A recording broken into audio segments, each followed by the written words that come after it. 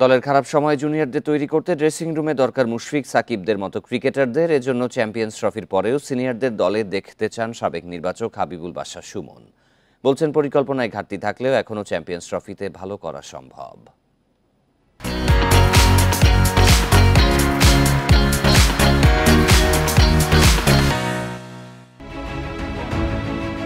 প্রিয় ফরম্যাট ওয়ানডেতেও এলোমেলো বাংলাদেশ। এমন সময় ভরসা রাখতে হচ্ছে, তাকিয়ে থাকতে হচ্ছে সিনিয়রদের উপর। মুশফিক মাহমুদুল্লাহর দলে থাকা নিশ্চিত, সাকিবের অনিশ্চয়তাও দূর হয়েছে। অনেকের মতে চ্যাম্পিয়ন্স ট্রফি সিনিয়রদের বিদায়ী আসর। তবে সাবেক নির্বাচক ও অধিনায়ক ভাবছেন অন্যভাবে। আমি তো চাইব যে তারা আর অনেকদিন খেলুক নতুনদের সাথে।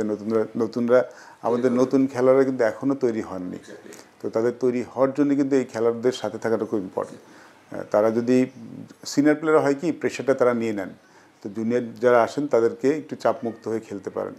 2023 বিশ্বকাপে বাংলাদেশ সবচেয়ে বড় ধাক্কা খেয়েছে একটা পরিবর্তনের কারণে। পুরো আসরে যা ভুগিয়েছে, চ্যাম্পিয়ন্স ট্রফির জন্য সঠিক পরিকল্পনা দেখা যাচ্ছে না। দল নির্বাচন নিয়ে সতর্ক থাকতে বলছেন বাশার। 2023 ওয়ার্ল্ড কাপে লাস্ট মোমেন্টে একটা আমাদের বড় চেঞ্জ করতে হয়েছে, যেটার মূল্য কিন্তু আমাদের ওয়ার্ল্ড কাপে দিতে হয়েছিল। পুরো ওয়ার্ল্ড কাপে আমাদের ব্যাটিং অর্ডারটা কোনো সেটেল ছিল না। তো এটা আমি চাই না, কোনোভাবে চাই না সেটা হোক।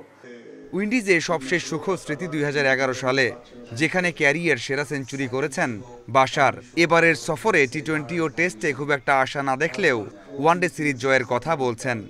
তো তাদের জন্য অ্যাডাপ্ট করা একটা সিরিজে কিংবা তাদেরকে নিয়ে টিম মানিয়ে নেওয়াটা কিন্তু সমস্যা নয়। সমস্যা হলো তখন আমি যদি নতুন কোনো প্লেয়ার আমাদের ট্রাই করতে হয়। আমি কিন্তু এই জিনিসটাই বলার চেষ্টা করছি যে যদি নতুন কোনো প্লেয়ারকে নিয়ে যদি আপনি ট্রাই করেন এটা গুরুত্বপূর্ণ সিরিজে, that is a problem for that player এবং ফর টিম অলসো।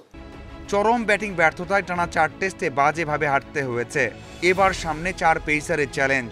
2 ইনিংসে দারুণ কিছু করতে না পারলে আরও একটা লজ্জায় পড়তে হতে পারে টাইগারদের, এমনটাই শঙ্কা বাশারের। মাঝারুল ইসলাম, ইন্ডিপেন্ডেন্ট নিউজ।